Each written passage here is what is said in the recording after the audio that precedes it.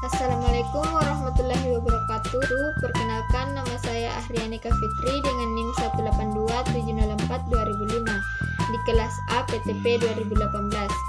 Baik, pada video kali ini saya akan memaparkan materi pada mata kuliah kualitas air. Langsung saja kita lanjut ke slide berikutnya. Pada slide pertama yaitu materi tentang parameter biologi.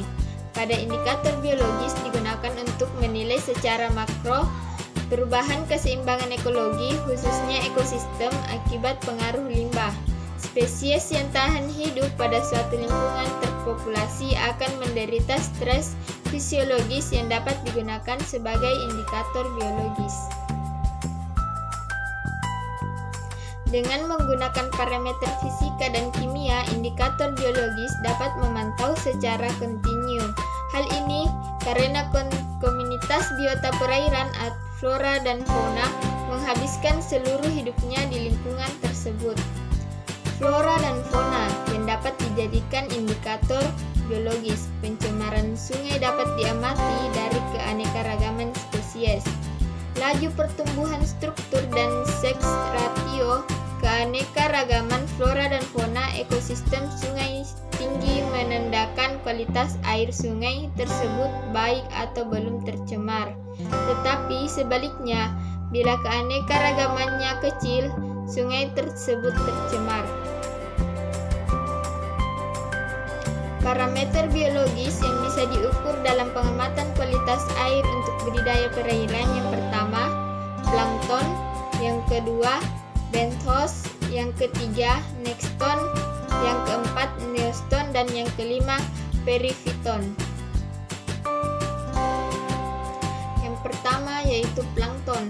Plankton didefinisikan sebagai kumpulan organisme atau umumnya berukuran mikro yang diwakili oleh hampir semua kelompok dunia tumbuhan maupun hewan, baik sebagai produser primer, herbivor, karnivor maupun sebagai transformer seperti jamur dan bakteri.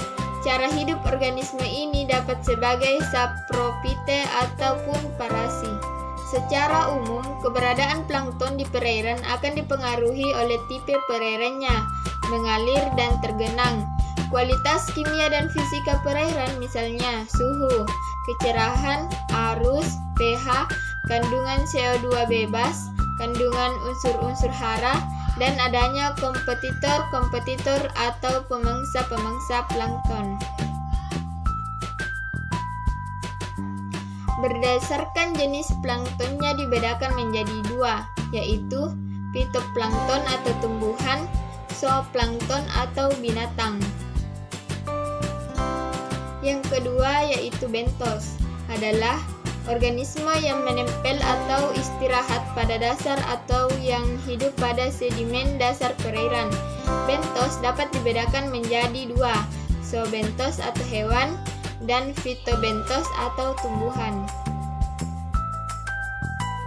Benthos sendiri mempunyai berbagai ciri-ciri. Yang pertama, mempunyai toleransi yang berbeda terhadap berbagai tipe pencemaran dan mempunyai reaksi yang cepat. Yang kedua, ditemukan melimpah di perairan, terutama di ekosistem sungai. Dipengaruhi oleh berbagai tipe polutan yang ada, mempunyai keanekaragaman yang tinggi dan mempunyai respon terhadap lingkungannya stres. Hidup melekat di dasar perairan, mempunyai siklus hidup yang panjang. Yang ketiga adalah nekton. Nekton adalah kelompok organisme yang tinggal di dalam kolom air atau water column, baik di perairan tawar maupun laut. Sedangkan nekton bahari merupakan organisme laut yang sangat bermanfaat bagi manusia, terutama untuk perbaikan gizi dan peningkatan ekonomi.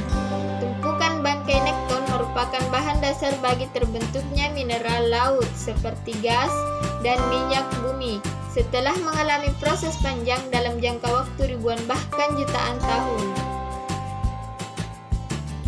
Nekton atau hewan laut sebagian besar terdiri dari 3 kelas. Yang pertama, vertebrata. Bentuk kontribusi terbesar, hewan-hewan ini juga didukung oleh tulang atau tulang rawan. Yang kedua, moluska, merupakan hewan seperti cumi-cumi dan kerang. Yang ketiga, crustacea, adalah hewan seperti lobster dan kepiting. Yang kelima atau yang terakhir, perifiton, diartikan sebagai sekumpulan organisme berukuran mikro yang menempel atau menetap pada suatu substrat dan termasuk di dalamnya kelompok organisme hewani atau nabati yang bergerak lambat, merayap atau merangkak pada substrat tersebut. Kelompok ini tidak seperti bentos tidak dapat menembus substrat. Yang kelima atau yang terakhir, perifiton, diartikan sebagai sekumpulan organisme berukuran mikro yang menempel atau menetap pada suatu substrat dan termasuk di dalamnya kelompok organisme hewani atau nabati yang bergerak lambat, merayap atau merangkak pada substrat tersebut. Kelompok ini tidak seperti bentos tidak dapat menembus substrat.